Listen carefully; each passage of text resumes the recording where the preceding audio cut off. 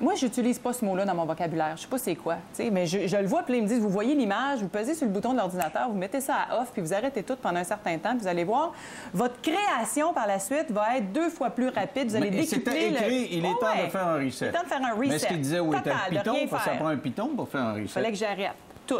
Alors, j'ai arrêté à moitié tout, parce que, tu sais, comment est-ce qu'on est insécure? Je me suis gardé un petit contrat. Je gardais mon contrat avec la semaine pour écrire des articles en me disant, ça va au moins payer l'épicerie de mes enfants, tu sais. Là, à un moment donné, j'ai rêvé. Ça me criait dans l'oreille gauche, ça m'a réveillée. C'est fini la semaine. J'appelle le matin mon patron. J'ai dit, c'est fini la semaine. Il dit, pourquoi? Je dis, pas, je l'ai rêvé. Il dit, correct, on s'assistine pas avec toi, tu reviendras quand tu voudras. OK. Alors, je pars et je fais mon reset. Mais là, tu fais quoi là, pendant un reset? Là? Rien pantoute. J'ai passé l'été à jouer dehors avec mes enfants, à monter la montagne, descendre la montagne, à faire la géo, à méditer tous les jours, à prendre mon crayon, à écrire. Et à un moment donné, ça s'est mis à bouillonner en dedans. Et là, au mois d'août, ça m'a dit, OK, là, il est temps que tu le fasses. Alors, fais ce que tu as à faire. Puis là, ce qui me venait, c'était qu'il fallait que je fasse un site Internet, qu'il fallait que je parte. Alors, bref, effectivement, ma création a changé complètement en faisant le reset, parce que là, cet automne, je fais même pas de télé, à part de venir de te voir une fois de temps en temps puis donner des entrevues sur mes livres. Je fais des conférences, je vais faire des ateliers, je continue à écrire. Bref, tout ça est venu pendant le fameux reset. Ce qui m'arrive à la 4e dimension, c'est que pendant l'été, je me suis sentie shiftée. Et là, je me suis retrouvée dans la position du fameux observateur. Alors, explique-moi qu'est-ce que ça fait, ça? Alors, pour comprendre le shift, il faut d'abord avoir fait cette pause-là. Parce que tu comprends que le vide crée. Et que l'univers a horreur du vide. Et que tant que tu ne mets pas de vide dans ta vie puis que tu cours sans arrêt comme un hamster dans sa roue, il n'y a pas grand-chose qui change dans ta vie à part que tu t'en vas direct au burn-out. Moi, ça faisait longtemps que j'avais appris à faire des pauses dans ma vie, mais jamais une pause totale comme celle-là. Ça, c'est la première chose. Mais le plus important de ça, c'est que ça fait des années que je travaille sur moi. Un reset n'est pas vraiment possible quand tu es plein de blessures, OK? Puis moi, entre autres, j'ai déjà parlé de mon karma de trahison, là, parce que quand je suis venue parler de tout ce jeu à chaque instant, le dernier livre que j'ai écrit avec Pierre Lessard, on parle beaucoup de karma puis de ce qu'il y a à dissoudre dans une vie pour continuer d'évoluer. Dans ton passé, tu as été trahi pas mal? Bien, écoute, moi, le karma que je porte, le thème que je porte dans cette vie-ci, premier niveau, le plus important, c'est la trahison. Le deuxième, c'est l'abandon, qu'on porte tous à différents degrés, OK? Pourquoi la trahison? Moi, dans mon cas, quand mon père s'est suicidé à l'âge de 14 ans, je l'ai interprété comme une trahison, une haute trahison. Mais tu vois, mes 2 sœurs qui ont vécu la même chose que moi, qui ne portent pas le même thème que moi, n'ont pas interprété ça comme de la trahison. Elles ont pleuré, là, elles ont fait leur deuil, puis elles sont passées à autre chose. Alors que moi, j'ai même pas pleuré à 14 ans, puis je te jure, je suis la fille la plus broyarde que je connaisse, là, je te jure. Martine Sinclair, Céline Dion peuvent toutes aller se rhabiller, ils ne vont pas achever, Sonia Vachon non plus. Pleure pas, là. Pleure pas. Dis-moi. J'ai pas pleuré. Alors, je me sentais trahie.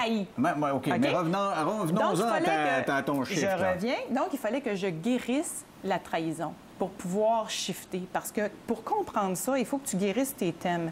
Et ça ne veut pas dire les avoir guéris au complet. Je te dirais que j'ai guéri à 80... ou quoi? Qu'est-ce que tu non, fais j'ai beaucoup travaillé sur moi, mais j'ai surtout fait en écrivant? Des ateliers, méditer, d'abord prendre conscience de tes thèmes dans la vie. C'est la première affaire, 50 de la job est faite. Après que tu as pris conscience de ça, c'est de rester vigilant. Parce que tous tes patterns de vie, là, te montrent à quel point, à chaque fois que tu recommences la même affaire, là, puis moi, j'étais la reine de l'auto-sabotage, je voyais le scénario dans lequel je m'embarquais, puis je répétais toujours la même affaire avec des acteurs différents autour de moi, mais toujours le même scénario pour me faire trahir. On vit la même vie. Alors, quand tu deviens consciente de tout ça, puis que tu es conscient de ton pouvoir créateur, puis que c'est toi qui changes ta réalité au fur et à mesure que ça... C'est pour ça que tout se joue à chaque instant, là, le dernier titre de mon livre, là. Tu crées ta réalité à chaque instant. Donc, tu peux changer. Avez-vous hâte à shifter, là? Je l'ai, j'y arrive. Shifter. Tu peux pas shifter tant que tu n'as pas compris ça. OK, mais là, ça, j'ai compris. OK, tu t'es guéri, tu as pris une pause. Parce que moi, ma pause, à moi, elle s'en vient, elle dure 3 minutes. Et en guérissant, je me suis retrouvée en position de l'observateur, en faisant le vide et en ayant guéri mes blessures. Alors, explique-moi ce que ça fait. Là. Ce que ça fait, c'est que tu te retrouves au-dessus et que les émotions arrivent. Par exemple, moi, j'étais en peine d'amour pendant 45 ans de ma vie. Là, ça fait 2 ans que je suis plus en peine d'amour, puis je ne serai plus jamais en peine d'amour, même si l'homme de ma vie me laisse, là. Parce que je suis guérie. Je ne le prendrai plus jamais comme une trahison. Alors, c'est de se retrouver en position au-dessus de toi à dire « Ah, OK, bon, mais l'amour continue, mais la relation se transforme. Alors, vas-y, mon amour, va vivre ce que tu as à vivre. Moi, je vais continuer ma vie, puis il y aura quelqu'un d'autre qui va se présenter. » Exemple, OK? Tu perds ta job. T'es au-dessus de toi. C'est comme si quelqu'un d'autre perdait sa job. Tu es capable de prendre la distance et de dire, OK, t'as perdu ta job, puis là, va t'en chercher un autre. T'es dans un autre niveau de conscience. Tu réalises que tout ça, c'est vraiment... Oui, les émotions arrivent, Puis je redescends des fois, là, je redescends dans mon émotion, mais ça dure 3 minutes, 3 heures, 30 heures, mais ça dure plus 3 ans. Ça, on appelle ça la sérénité. Puis il y a des gens qui... Alors voilà, il y a plein de gens qui sont déjà... vont l'arriver avec... Mais ils ne sont pas nécessairement guéris parce qu'ils sont alcooliques anonymes. Non, parce que je veux dire, ils ont une philosophie, ils ont quelque chose. Ils ont une philosophie.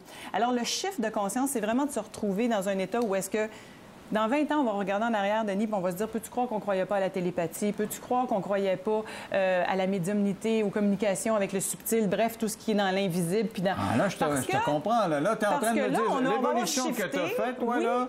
Nous autres, là, socialement, bien vite. On ferait ça bien vite. Dans les 20 prochaines années, ça va aller aussi vite que l'évolution technologique. Donc, il y aurait des millions, des milliards d'êtres humains qui seraient capables de dire, hey, nous autres, là, j'ai allumé, on est toute une gang de France Gauthier qu'on a allumé. On est tous des médiums, entre autres. Et on est capable de communiquer par la télépathie. On peut écrire avec des gens d'ailleurs. Tu penses ça, là? Bien, je pense ça.